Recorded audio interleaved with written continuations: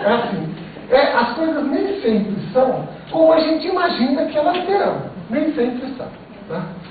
E, então, eu posso me apresentar um pouco melhor contando o seguinte. Eu sou de uma família de engenheiros e pesquisadores e professores, essa coisa toda. Eu tenho a impressão que isso deve ser tão forte no DNA que a gente não resiste. A gente entra para trabalhar, né, de verdade, nas empresas e tal, e depois vai virando professor. É um negócio que eu não consigo resistir, esse negócio fica me puxando assim, de uma maneira irresistível. Né? Então, em 1999, eu finalmente consegui achar um curso que eu conseguia dar aula. Na PUC, uma pós-graduação. Eu, em 2006, acabei fazendo 17 programas de pós-graduação em 7 faculdades diferentes. Mas aí eu dei uma parada, porque eu achei que isso também já era demais. Né? Mas eu comecei em 99, e eu sou um professor um pouco criativo, eu só dou aula desse negócio chamado gestão do conhecimento, que ninguém sabe o que é. É um negócio sensacional, ninguém sabe direito o que é. Né? Então, eu dou aula desse negócio, e aí, o óbvio é o seguinte, quando você propõe um tema como esse, você enxergou ali a gente dando uma maravilhosa aula de PowerPoint. Você tem um PowerPoint bem fraquinho como esse, você fala, Jesus, em que sala eu entrei? Tá certo? Não é isso? Então, quando o Fábio me propôs o tema, eu falei, isso não vai dar certo, porque a gente vai escrever um livro que ninguém vai ler. Esse é o problema. Não vai ler por uma razão muito simples, porque as pessoas entendem diferente recursos tecnológicos que apoiam a aprendizagem. Entendem isso diferente. Ele acabou de dar uma demonstração, ajudada pelo nosso amigo Joaquim, de que os professores agora competem com uma rede, que é um mega professor, e que deixa as pessoas grudadas lá, às vezes horas. Tem até estudos que pesquisam o vício das pessoas na internet, essa coisa toda, né? Bom, então, eu fui ler um livro, fui ler um artigo do meu professor de psicologia para me iluminar um pouco sobre esse assunto, e no final do artigo eu cheguei a 3 perguntas fundamentais, que são tecnologias que as pessoas adotam, como o PowerPoint, né? Eu vi um PowerPoint que a professora pode pegar, ou o professor, tem uns botõezinhos para ele dar bronca automática na sala. Né? É um sonho de consumo.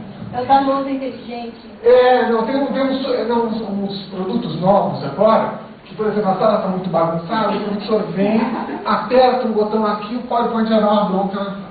Ele não sabe o que desgastar. É um negócio sensacional.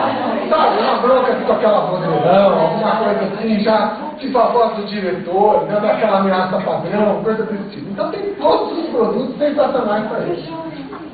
Bom, então, tecnologia que as pessoas adoram, tecnologia que as pessoas evitam.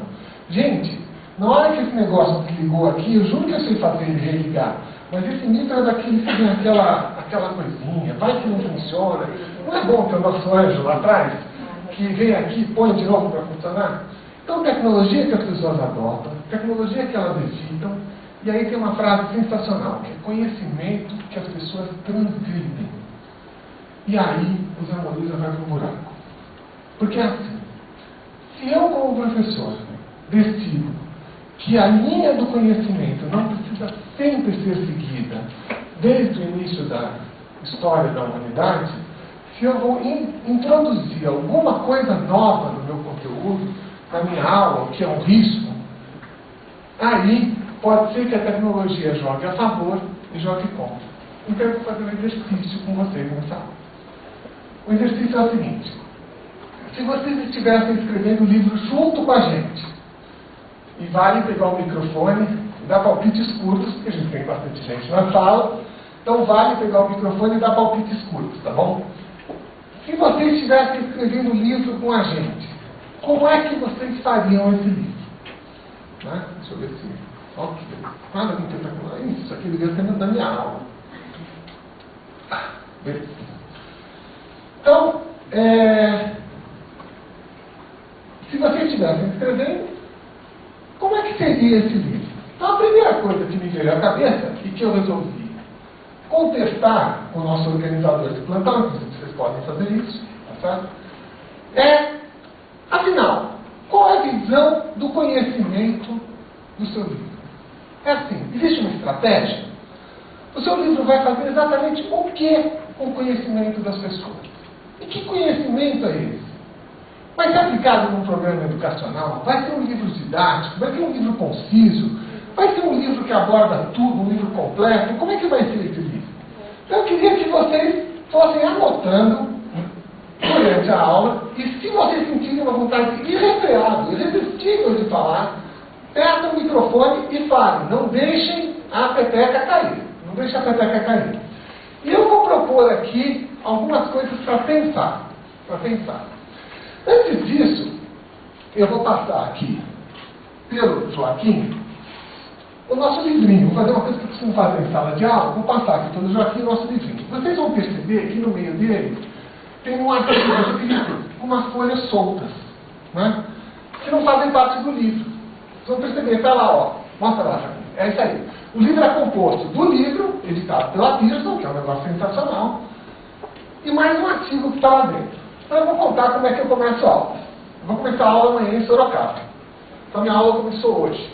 Eu recebi uma mensagem do pessoal do Educação à Distância dizendo o seguinte: prezado professor, entre na sala virtual número tal e apresente-se para os alunos no mural.